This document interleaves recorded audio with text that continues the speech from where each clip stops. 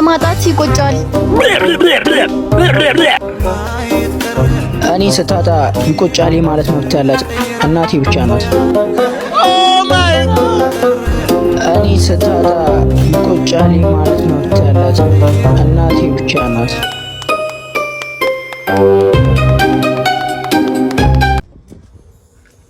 ሄሎ ሄሎ፣ ማነህ? ቤት ኪራይ ባለቤት አልነገረችም? ቤት ኪራይ አንድ ወር ሳትከፍል ሁለተኛ ወር መጥቶብሃል። እየሞከርኩኝ ነው ትላለህ እንዴ? አትሰማም እንዴ? እየሞከርኩኝ ነው። ያንተን የቤት ኪራይ ልከፍል እየሞከርኩኝ ነው። የልጆች ትምህርት ቤት የልጆች ትምህርት ቤት ልከፍል እየሞከርኩኝ ነው።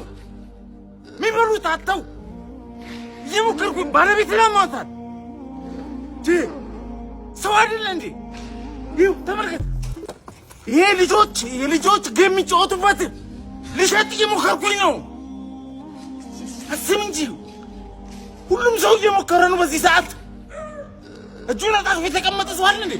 ታገሰኝ፣ በቃ እየሞከርኩኝ ነው።